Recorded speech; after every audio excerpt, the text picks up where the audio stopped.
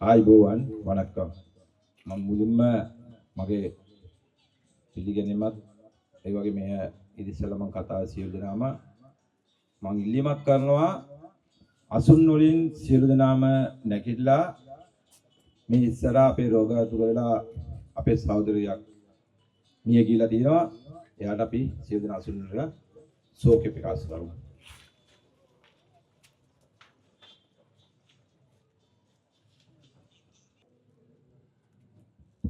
සියලු දෙනාටම ස්තුතියි.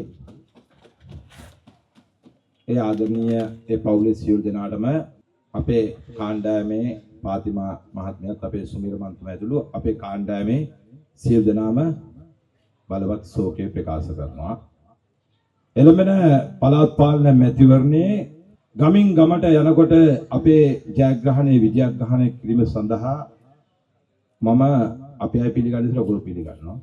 අපේ මේ අවස්ථාවේදී රාත්‍රී 7ට පටන් ගන්න උස්සේ 9යි ගානලා තියෙන වෙනකන් හිටිය අපේ ආදරණීය ජනතාව විදිහට කරන්න මේ ස්ථානට පැමිණි සියලු දෙනාගෙන් මා අවසර ගන්නවා. ඒ කියන්නේ පැය 3කට වැඩි නේ. වැඩි කාලයක් හිටියා. නැත්තම් මේගොල්ලෙන් අවසර ගන්න මේගොල්ලෝ දොස් කියන්නේ ඒ තරම් හොඳයි කට්ටිය.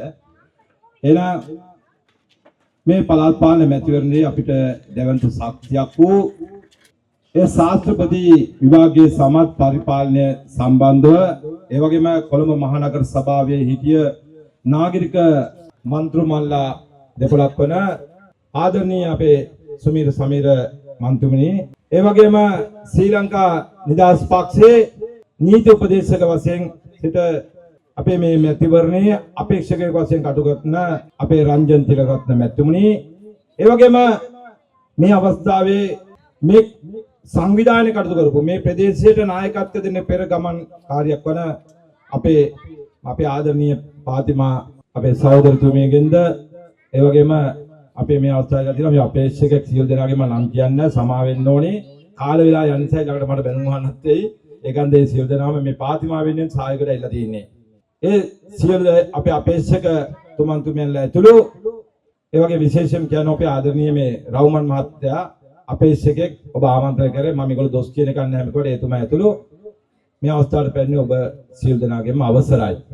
මොකද මේ පළාත් පාලන මැතිවරණයේ අපේ ජයග්‍රහණය කතා කරනකොට ඇත්තටම මම හරි සතුටුයි තුනා මුජිබුර් රහ්මාන් මැතිතුමා එපෙත් කතා කරනකොට මට සතුටු එක හේතුවක් පිළ. මොකද එතුමා කොළොන්නවට ගියා මම කොළඹට ආවා. එතුමා අපේ ගමේ තමයි ඉන්නේ. මම මේ පැත්තට ඇවිල්ලා ඉන්නේ. ඒ කියන්නේ කොළේ ගමේ තමයි මං ඉන්නේ දැන්. ඒකන්ද මම එතුමා දන්නවා මං කොළොන්නයි නගරාධිපති ඉන්නකොට එතුමා හිටියා මම නගරාධිපති ඉන්නකොටත් ලස්සන පරිසරයක් හදලා දුන්නා. හැබැයි පරිසරයේදී කොළොන්න නගරාධිපති ඉන්නකොට ඒ ලස්සන පරිසරයක් හදලා ඔල ලස්සන ඉන්න. ගඳ ගහන්න තියෙන ලස්සන පරිසරයක් හදන්න මම තමයි සහාය ලබන්නේ. කොහොමද? මිය පෙත්තේ තියෙන කැලිකසල ඔක්කොම අපේ කොළොන්නාට ගෙනත් දැම්මේ. යම් මේකේ මම විරෝධ වුණා නම් නගරේ ජනතාවට ලෙඩ රෝගය දෙනවා, අපවිත්‍ර වෙනවා, රටේ ආර්ථිකය වැටෙනවා. ආර්ථිකය වැටෙනවා. ඒ නිසා දුක් විඳලා තමයි අපි ඔකට සහාය කරා. හැබැයි අක්කර 21යි මට දුන්නේ අක්කර 2යි. ඒ ඊට අපේ ආණ්ඩුවේ පක්ෂයෙන් මල බලපෑම් ආ ප්‍රබල චරිත මට පරිස්සමෙන් කතා කරන්න කියලා තියෙනවා ජීවිතේ අවදානම් කලාපේ දිසනා ඒ කියන්න ඕනේ ඉතින් අමත් කියන්න ඕනේ අපිට ඒ ගෝඨාභය මහත්තයාගේ අපේ කට්ටියගේ පරදෙනේ තව අපේ පක්ෂයෙන්ම ඒ වෙනත් මම ඉදිරියට දේශපාලනයයි කියලා යාව පුලප්පු කරලා මම වෙන දේවල් කතා කරන්න ඒ මට දීලා තියෙන ආරක්ෂක උපදෙස් අනුව ඒ වගේම තමයි මේ කටයුත්තේ මම විශේෂයෙන් මේක කියන්න ඉස්සලා කියන්න ඕනේ මා දේශපාලනට ගෙනාවේ ලාල් පිරිස් මැතිතුමා. කවුරුත් දන්න පුළුවන් ලාල් පිරිස් කිව්වාම මේමයි කියලා කියන්නේ. ඒක කියන්න බෑ හරිද සාකේකලෝ කවුරු හරි මේ ප්‍රදේශයේ ඒ දේශපාලන නායකයෙකුත් මේමයි කිව්ව මට කියන්න පුළුවන්. ඔයගොල්ලෝ දන්නවා මීටර මුල්ල වඩුගත්ත ප්‍රදේශයේ මම එක උදාහරණයක් කියනවා ආගමික ස්ථාන විශාල ප්‍රමාණයක් අදපු කට්ටිය. වඩුගත්තේ ගිහිල්ලා පල්ලියෙන් ආන්න ඒ ජුම්මා පල්ලියෙන් ආන්න මේ මාලිගාවත්තේ මිනිසුන්ගේ නිවාස කඩලා වඩුගත ප්‍රදේශයට එනකොට ඒ මිනිසුන්ට තමන්ගේ ආගම කටයුතු කරන්න පල්ලියක් තිබුණේ නැහැ. මට 1990 ගණන් වල මට දිනපක්වාණු මතක නැහැ. ඒ පූජකතුමාලා දැන් ඉන්න කට්ටිය දන්නවා, ඒ දායක සභාව දන්නවා. කොහොම හරි මම එදා කොළඹ හිටියේ නැහැ. මගේ ගම් ප්‍රදේශේ පොඩ්ඩක් එහා තියෙන්නේ. මං ජීවත් වෙන පරිසරයට එහා තියෙන්නේ. ප්‍රදේශ කට්ටිය විරෝධ වෙලා තියෙනවා. ඔය ඉන්න අන්තවාදී කීප දෙනෙක්. මොකද මම සිංහල බවද අපි කවදා විරුද්ධ වෙලා නැහැ. මට අපේ ලාල් අයියා කතා මම ආදරේ ලාල් අයියා කියන්නේ. මම හරි ආදරේ කරන කෙනෙක්. මට කිව්වා මල්ලි බලන්න මල්ලි අපේ මාලිගාවත් එක්ක ඇවිල්ලා තියෙන පිරිසක් ඒ අයට වැඳුම් පිදුම් කරන මේ පල්ලිය ගහන්න දෙන්නේ නැත්තේ ඇයි කියලා බලන්න මල්ලි මොකද්ද හේතුව කියලා දන්නේ නැහැ. මං කිව්වා අයියේ මං පොඩි වෙලාවකින් ඉවර කරලා දෙන්නම් මං අනුරාධපුරේ ඉන්නේ කිව්වා. මේ ඇත්ත කතාවක්. බොරු කියලා නැහැ, හොරකම් කළා නැහැ, වංචා කළා නැහැ, නින්දා පාස කරලා ඉඳලා තියෙන ඕන තරම් අනන්තයි. ඔයගොල්ලෝගේ ආශිර්වාදයෙන් අපි කරලා තින් බින්දාම ආරක්ෂා වෙනවා. දුරකථන ඇමතුම දුන්නා. ඒ හරි ඉන්න එක්කෙනෙක් කිව්වා ඒ ගමේ ඉන්න එක්කෙනෙක් කිව්වා ඔය ඇයිලා එතන මේ ස්ථානේ ඉන්න කට්ටියක් වඩුගත්තේ මාලිගාවත් ඉදම කියලා මම දැන්නත් දැන් පල්ලියවත්ත කියලා මම තමයි දැම්මේ. පල්ලියවත්ත කියලා කියන්නේ. ගිහිල්ලා එතන මේ වර්තමාන පල්ලියවත්ත කියන්නේ ගහන ඉස්සෙල්ලා මිස්සිඩමේ මං කිව්වා දෙන්න ඔය කවුද විරෝධයලා තියන්නේ කියලා. ෆෝන් එක දුන්නා. මං කිව්වා මොකද්ද ප්‍රශ්නේ කියලා ඇහුවා නෑ පල්ලියක් ගහන්න යනවා. මං කිව්වා පල්ලියයි මිනිස්සු නැද්ද ඇහුවා දෙන්නේ. මෙන්න පිටු කරගෙන දිනවා. උඹලා උදව් කරහන්කෝ දැන් පල්ලිය හදන්න. අන්න එහෙම තමයි උන්වත් දාලා තමයි පල්ලිය හදන්න තමයි ලස්සන රෝඩ් එකලා දිනවා. විශාල පල්ලියක් හදලා තියෙනවා. ඔය මීටර මුලදී අනිත් පල්ලියට තමයි ප්‍රශ්න ආව පාරවල් යනකොට වහන්නද ඔය කවුරුත් ඔය මරිකාල් මහත්තයලා අපේ මුදින මහත්තයලා මගේ ප්‍රශ්න දන්නේ නැහැ. කවුරුත් කතා කරේ නැහැ. ඔය හිටියේ තිලංග සුන්තිපාල මහත්තයලා ඔය වෙන නමතුරුත් කතා කරේ නැහැ ප්‍රශ්නේකොට මං තමයි මුල්ුනේ. වෙනුම් පිටුම් කලන වාහනේ පාර තිබුණොත් ගැටලුවක්. මම විසඳන්නේ. සමහර පිටවින්සු ගහ ගන්න එනවා. ඉතින් මම මේ වගේ සමහර කාටින් ගාල කරලා ඉලවලක් තියෙන ඒ වගේ කරන්න වෙනවා මොකද එයායි වැඳලා එනකම් පොඩ්ඩක් ඉන්න බෑ. පැයද කොද නේ? පැය කාමාර වැඩි ගියොත්. අන්න ඒක නිසා අපි ජාතිය සමගිය ඇති කරලා දිනවා. දේශපාලනයක දාන ආගමක ජාතිය කියන්නේ මේ ඉල්ලන්නේ. කවුරු හොරෙන් කියලා කියන්න පුළුවන්, පන්සල කියලා කියනවා අපි උඹලා ජාතිය. පල්ලියට කියලා කියන්න පුළුවන්, කෝවිලට කියන්න පුළුවන්. මේක තමයි සංස්කෘතියක් තියුනේ. ඒ සංස්කෘතිය නිම කරන්න. මේක මේ අලුත් ජෙනරේෂන් එකට ඔයගොල්ලෝ අපි බැඳෙන්න ඕනේ. එහෙනම් ඒක තමයි අපි ස්වාධීන කාණ්ඩය, බලවත් ස්වාධීන කාණ්ඩය මෙතුමා කිව්වාගේ බලවත් ස්වාධීන කාණ්ඩය.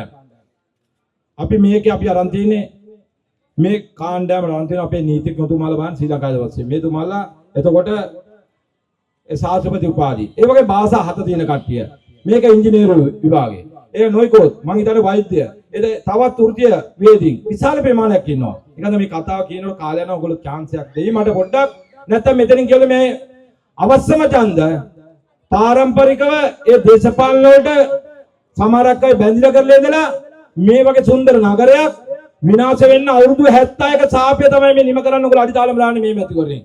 ඒ කියන්නේ මේක පළාත් පාලනවල බලවත්. ඒතර මේකත් දැන් මාස 6ක් ආවට ඒගොල්ලෝට බාධක තියෙනවා අපි ඒගොල්ලෝ අපි උදව් කරන්න දෙන්නේ නැහැ. හැබැයි අපි පක්ෂෙන් අපි යන්නේ නැහැ. සාධාරණ දේවල් උදව් කරනවා. දැන් බලන්න මේ කොම්පැනියේදී මිනිස්සු මම දන්නේ ඉඩම් වගේක් තියන් හිටියා මේ ගෙවල් ගහන් හිටියා අවුරුදු ගාණක්. මේ ඇත්ත කතාව කියන්න ඕනේ. ඒ මිනිස්සු ගෙවල් ගන්නවා කියන්නේ මම නම් විරුද්ධ වුණා. අපි ගෝඨාභය මහත්තයාට මම කැමති වුණේ නැහැ. ඔයගොල්ලෝ මම දන්නේ කැමති වුණාද කියන එක දන්නේ නැහැ. මම විරුද්ධ නැහැ. මේ පරිසරයේ තමයි ඒගොල්ලෝ ජීවත් වුනේ. දැන් ගිහලා මේ පැත්තේ දැන් මම මොකද වෙන්නේ? ඒ මිනිස්සුන්ට ප්‍රශ්න. මේ පැත්තේ කොච්චර මේ මිනිස්සු නිදහස් ජීවත් වෙන්න පුළුවන්ද? ඒ ගැටලුව එනකොට අපිට ඒ ප්‍රශ්න වලට මුහුණ දෙනකොට මේ මිනිස්සුන්ගෙන් අපි ආරක්ෂා ගන්න. අපි අර එලවුන්ස් කර මල්ලි මේ පැත්තේ තමයි ඉන්නේ. ඔය ප්‍රසංග කියලා. ඉතින් අද සහෝදරත්වයෙන් ඉන්න අපි ඒගොල්ලෝ ළමයි රණ්ඩු සරුවල් වෙන ආගම් ජාතියටම නෙමෙයි. නොයෙකුත් ගැටලුව ඇති වෙනකොට ඒගොල්ලෝ බය වෙන්න පුළුවන්. ඒකට මං කියන්නේ මේ ප්‍රදේශවල මේ හදලා ෆ්ලැට් හදලා තියන්න බැරිනේ. කාලයක් යනකොට මේ හැදෙන්න වෙනවා. රට සංවර්ධනය වෙනකොට. මේක තමයි යථාර්ථය. ඒක නිසා ආදරණීය මවුරුනේ පියවරුනේ අපේ සහෝදර ජනතාව මේ පුංචි දුවේ පුතේ ඔයගොල්ලෝ තැහැරලා ඉන්නවා. මේ ප්‍රදේශයේ අපිට තියෙනවා පළාත් පාලන ආයතන කරන්න පුළුවන් දේවල්. ඔයගොල්ලෝ බලන්න ඉතිහාසයේ ආන්න ඔය කියන කතා කරන ලොකු පක්ෂ ප්‍රධාන පක්ෂ පහෙන් ආන්න කියන්නේ මේ ගමේ කවුරුත් ඡන්ද දෙනවා නම් අපි මේ පක්ෂේ මේ පාඩ කියලා දුන්නා. දැන් ගත්තොත් අපි ප්‍රේමදාස මහත්තයාට දුන්න ඡන්දේ. අපි ශ්‍රී ලංකා නිදහස් පක්ෂයට කියමුකෝ. අපි ජේ.ආර් මහත්තයාට කියනවා. නොයෙකුත් නායකයන්ට කියනවා. දැන් මේ සජිත් දැන් බලන්න අපි සජිත් මහත්තයා දුමු. ප්‍රේමදාස මහත්තයා වැඩක් කරගෙන රනිල් මහත්තයාත් වැඩක් කරාගෙන අර දැක්මක් යාගේ දුන්නා ඉතින් නායකයෝ ගේන්න ඕනේ කියලා. හැබැයි යාගේ උගත්කම තිබුණා. බුද්ධිය තිබුණාට ක්‍රියාකාරී හරියට යාර කරගන්න අපහසු වුණා. එහෙනම් එයාද සංවිධායකවරු පත් කළා ලස්සනට වැඩ කරා නම් එයාත් අද ඉන්නවා. හැබැයි ප්‍රේමදාස මහත්තයා නිවාස හදනකොට ඇඟලුම් කර්මාන්ත හදනකොට මේ විවෘත ආර්ථිකය අපි ඉදිරියට අරන් යනකොට සජිත් මහත්තයා දැක්මක් නැහැ. දැක්මක් තියනවා කියන්නේ නිවාස හැමතියි නැද්ද? හිටියන නිවාස හැමතියි දන්නවද මොනවද කරේ? මේ නිවාස වාසී විසඳන් දුන්නේ නැද්ද? නෑ හම්බන්තොටේ කැලෑවල ගෙවල් හදා දීලා. මේසොල් ගෙවල් දෙන්න ඕනේ. නැහැ කියන්නේ. ඉතින් මේ ජනාකීන ප්‍රදේශයක් මේ බලන්න මේ පෞල් ජීවත් වෙනකොට මම හිතන්නේ පොදු වැසිකිලි තියෙනවා. ඒ හදලා තියෙන්නේ. ඒ මිනිස්සු ජීවත් වෙන්න පුළුවන් මේ විදිහට. ඒ වාරිය නවීකරණය කළා ලස්සන දන්න ඕනේ. පොදු පාසුකම් නැහැ. මේ මිනිස්සු කොහොමද හරිය ජීවත් වෙන්නේ? එහෙනම් නගර සභාවකට පුළුවන් මේක හඳනගන්න. මේක පරිපාලන බලධාරිය නගර සභාව. මට තියාගන්න මේ පාලනය කරන්නේ නගර සභාවක්. නගර සභාවේ කියලා අවුරුදු කීයක් 76ක් මේ ඡන්දය දුන්නා. මාර්ය අපි කියමුකෝ. එක්සත් ජාතික පක්ෂය වැඩිම පාලනය කරේ. ඊට පස්සේ ටීවී එකේ මල්ලි කෙනෙක් පාලනය කරා. ඒ වගේ අපිට පොඩි chance එකක් ලැබුණා නැති. මොනවද කරලා තියෙන්නේ? කිසිම දෙයක් කරලා නැහැ. බිලියන 17කට වැඩිය ආදායම වෙනවා මේ. කෝටි මං හිතන්නේ 1700 වැඩි නේ. බිලියන 17ක් කියන්නේ. කෝටි 1700කට වැඩි. ආදායම වාර්ෂික එනවා. දැන් ආන්න බලන්න නිවාස හදන්න දුන්නද කියලා. පෞගේ කාලේ දැන් එනවනේ. දැන් මං අකුවාර ප්‍රේමදාස මහත්තයා පුතාගෙන් ආන්නකො නිකන්. මේ නම් කියන්න ඕනේ. එතුමාට අපි නිවාස සංකල්පයේ ජාතික වැඩ පිළිවෙල පාර්ලිමේන්තුවේ කියන දුණා. කොයි ජාතික ප්‍රතිපත්තියක්? ආන්නකො මේගොල්ලන් හදවත තට්ටු කරලා අහන්න මේ පවුල් මේ ජීවත් වෙනවා එකම නිවාසයේ පුංචි නිවාසයේ. දැන් වැඩි හිටියන්ගේ දරුවෝ ඉන්න 5ක. ඒතකොට මේගොල්ලෝ නිවසක් දෙන්න ඕනේ නැද්ද රජයකින්? ඒතකොට මේ නීති හදන්නේ කොහෙද? පාර්ලිමේන්තුවේ. ආණ්ඩුක්‍රම ව්‍යවස්ථාව, විධායක ජනාධිපති. ඒතකොට අධිකරණය අපිට මේ අපි කියන්නේ මේ පාර්ලිමේන්තුවේ ජාතික ප්‍රතිපත්තියක් කියලා නිවාසයක් විතර දීපන්.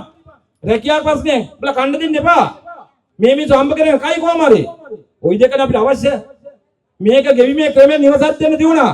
විවාහ වෙනකොට නිවසක් දුන්නා නම් ගෙවිමේ ක්‍රමයට ඊළඟ වෘත්තීය පුහුණු දීලා රැකියාවක් දුන්නා නම් මේ රට හදන්නේ මේක හදන්න ලේසිම රටක්. නිකරුනේ මේක හදන්න පුළුවන්. අපේ මිනිස්සු උනන්දු උත්සාහය කැපීම තියෙනවා. මේ කට්ටු කෙවල් මේ කවුරු දේශපාලනද දුන්නේ නැහැ. ඒ මිනිසුන්ගේ උත්සාහයෙන් තමයි ඇදුනේ. මේවා අපි ඡන්දේ ගන්න කියනවා නෙමෙයි. මමත් කොළොන්නාවේ ඉඳලා මේ ඔයගොල්ලෝගේ නගරයට ඇවිල්ලා දැන් මේ ඡන්දේ ඉල්ලන්නේ නගරයකට වැඩ කරලා මේ බස්නාහිර පාරට ගෞරවයක් කරන් දුන්න කෙනෙක්. ජාතික ඵලදායක සම්මානය අරන් තින්නේ. ඒ කියන්නේ නගරයක් පාලනය කරලා නගර ජනතාවට සේවය කරලා ඒ පරිපාලනය නිවැරදිව කරලා රජෙන් දෙන ජාතික ඵලදායක සම්මානය ගත්තා. එතකොට ලංකාවේම තුන්වෙනි ස්ථානේ. බස්නාහිර පළාතේ පළවෙනි ස්ථානේ. අර බේරුවල ඉන්නවා අපේ මං ඉන්න කාලේ හිටිය නගරාධිපති කෙනෙක් මට සම්මාන දෙනකොට ඔයා හීරෝ කෙනෙක්ලු. ඔයා කොහමද දානවා මෙච්චර ඔයගොල්ලෝ මේ පක්ෂේම මිනිස්සු වෙලා ඔයගොල්ලෝ ආඝාතනය කරගෙන ඉන්නකොට කොහමද දානවා මෙහෙම. අය වැඩ දන්නවා ඉතින් යයි කියලා වැඩ කරේ කොහමද කියලා අහනවා. ඒක නිසා මේක අපිට වැඩ කරන්න එයයි කියලා දෙන්න ඕනේ. ඔයගොල්ලෝ අපිට කියන්න ඕනේ. ඔයගොල්ලෝ වහල් වෙන්න බෑ. දැන් ගත්තට අවුරුදු 4ක් වහල් වෙන්න බෑ. මේ මිනිස්සුන්ට දින වහල් වෙන්න නෝ. මට මොකද උනේ? අවුරුදු 4මාර දුක් විඳා. මං එදා විසරවල දවසේ මං එදා සතුටු වුණා. එයි හරි හැමදාම මාධ්‍ය පෙන්වන ප්‍රශ්න ඉරගල්ල මාව යවනවා අපේ පක්ෂේ. හැබැයි අධිකරණය මට සහාය ලබා දුන්නා. අපේ පොලිසිය ආරක්ෂා අංශ නිලධාරියෝ අපිට සාධාරණ ඉෂ්ට කළ දුන්නා. මාව රිමාන්ඩ් කරනකොට පොලිසිය අධිකරණය ඇවිල්ලා මෙහෙම අපි වෙන්නේ මෙයාට නිදාස මට අරන් දීලා තියෙනවා දවස් 4 මේ ආස ගණන් ඉන්න ඕන එක. නිදාස් මට නිදා ජීවත් වෙන්න ඕන ඒගොල්ලෝ වැඩ කරන් දුන්නේ නැහැ. මේක නිසා මම මේ ප්‍රදේශ ජනතාවට පොරොන්දු වෙනවා මේ අපේ කාණ්ඩායමේ අපි දන්නවා මන්ත්‍රිකම් 110ක් තියෙනවා. 113ක් ඉල්ලනවා. එතකොට මේ බල ප්‍රදේශයේ වර්ග කිලෝමීටර් 37යි ගාණක් තියෙනවා. ඔයගොල්ලෝ දන්නවා පරිපාලන කොට්ටාස තියෙනවා. එතකොට 15ක් තියෙනවා. ආසන 5ක් තියෙනවා. එතකොට ජනතාව මත ඡන්දදායක 3 ලක්ෂ ගාණක්ද කොයිද මේ ඉන්නවා. හරි. හරි බහුජාතික ඒ ජනතාව ඒ සෑම ජාතියක්ම ජීවත් වෙනවා. ඒක නිසා මං හිතන්නේ කාල වේලාව යනවා අපිට 10 වෙනකන් විතරයි තියෙන්නේ. මං 10ට ඉස්සෙල්ලා ඉවර කරනවා. මේක හඳුනලා දුන්නොත් තමයි මේ ජනතාව කියලා කියන්නේ. මේ ජනතාව ඡන්ද තමයි වටින්නේ. නැත්තම් ගහන්නේ අර පරණ පක්ෂ වලට. මමත් එක්සත් ජාතිවාදී අනුවේගේ බල මණ්ඩලේ හිටියා. ඒවා තියෙනවා අපි ළඟ. ඒක නිසා මම මේ ප්‍රදේශවාසී ජනතාවට පොරොන්දු වෙනවා මේ කණ්ඩායමට අපේ කණ්ඩායමට ඔයගොල්ලෝ මොකද තාල්නිය කියන්නේ කැටේද? කායකත්වය. කොන්ජන් තේරියම් පොඩ දාන හරි ආසයි දෙම ආසාවට. ඔයගොල්ලෝ අපි විශ්වාස කරන්න මේ ගමේ අනිත් මිනිස්සුන්ට දැනුවත් කරන්න මේ මොකද අපිට අද ශෝක බරිත දිනයක් මොකද අපි මේ ඉස්සරහා තියාගෙන මම හිතන්නේ දෙහේ තව පොඩ්ඩකින් ගේනවා. කරන්න දෙයක් නෑ මේ. ඒනට මෙතන කතා කරලා යන්න මොකද අපිට බැහැ කිව්වත් නෑ ඒ අවසර ගත්තා ඒක ගෙදරින් අපේ පාතිමා මහත්මිය. එයා නිතර වද දෙනවා මේ මිනිසුන්ගේ ගැටලුවට කතා කරන දෙයක් කවුරුත් නැහැ කියලා. නමුත් ඒගොල්ලෝ මම හිතන්නේ ඥාති වෙනවද කොයිද? අපි ඒ අවසර ගත්තා කිව්වා මේක ඔයගොල්ලෝ කියලා යන්න කිව්වා. නැත්තම් අපේ මිනිස්සු රටවල ඡන්දෙ ගන්නේ කිව්වා. ඒකන්ද අපි රට සංවර්ධන ක්‍රමවේද දන්නවා. එහෙනම් අපිට ඉච්චලා කතා කරන්න බැරි නිසා රෑ බොය වෙලා තියෙන නිසා ඔබ සියලු දෙනාගෙන් මම